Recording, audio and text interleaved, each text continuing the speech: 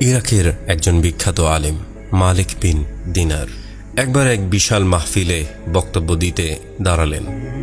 এক শ্রোতা বলে উঠলেন, আপনার বক্তব্য শুরু করার আগে আমাকে একটি প্রশ্নের উত্তর দিন। মালিক বিন দিনার তাকে প্রশ্নের অনুমতি দিলেন। বয়স্ক শ্রোতা বললেন, আজ থেকে প্রায় 10 বছর আগে আমি আপনাকে মাতাল অবস্থায় পড়ে থাকতে দেখেছি। আপনি সেই অবস্থা থেকে ফিরে এলেন কিভাবে এবং এই ওয়াজের ময়দানে আপনি কিভাবে এলেন? মালিক বিন দিনার কিছুক্ষণ মাথা নিচু করে রইলেন, তারপর বললেন, ঠিক বলেছেন, আমি সেই ব্যক্তি। শুনুন তাহলে। একদিন এক কদরের রাতে মদের দোকান বন্ধ ছিল। দোকানিকে অনেক অনুরোধ করে এক বোতল মদ কিনে বাসায় চলে আসলাম। বাসায় গিয়ে খাবো এই শর্তে। বাসায় ঢুকলাম, ঢুকেই দেখি আমার স্ত্রী সালাত আদায় করছে। আমি আমার ঘরে চলে গেলাম এবং বোতলটা টেবিলে রাখলাম। আমার 3 বছরের শিশু মেয়েটা দৌড়ে এলো। টেবিলের সাথে ধাক্কা খেয়ে মদের বোতলটি মাটিতে পড়ে গেল। অবুঝ মেয়েটি খিলখিল করে হাসতে লাগলো। ভাঙা বোতলটি ফেলে দিয়ে আমি ঘুমাতে গেলাম।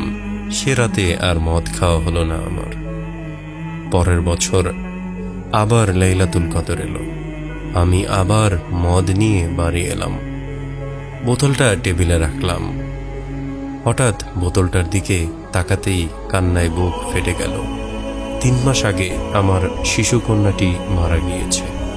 বোতলটি বাইরে ফেলে দিয়ে ঘুমিয়ে পড়লাম। স্বপ্নে দেখেছি এক বিরাট সাপ আমাকে তাড়া করছে। এত বড় সাপ আমি জীবনে কখনোই দেখিনি। আমি ভয়ে দৌড়াচ্ছি। এমন সময় এক দুর্বল বৃদ্ধকে দেখলাম। বৃদ্ধ আমাকে বলল, আমি খুব দুর্বল এবং ক্ষুধার্ত। এই সাপের সাথে আমি পারব না। তুমি ওই পাহাড়ের ডান দিকে উঠে যাও। পাহাড়ে গিয়ে দেখি দাউ দাউ আগুন জ্বলছে আর আমার পিছনে এগিয়ে আসছে সেই সাপ। বৃদ্ধের কথা মতো ডান দিকে ছুটে গেলাম। দেখলাম সুন্দর একটা বাগান, বাচ্চারা খেলছে। গেটে দারোয়ান দাঁড়িয়ে আছে।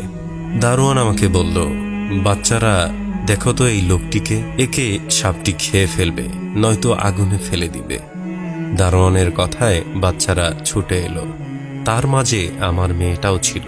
মেয়েটি আমার ডান হাত জড়িয়ে ধরে বাম হাতে থাপ্পড় দিয়ে সাপটিকে দূরে ফেলে দিল। অমনি সাপটি চলে গেল। আমি অবাক হয়ে গেলাম এবং বললাম, মা, তুমি এত ছোট আর এত বড় সাপ তোমায় ভয় পায়?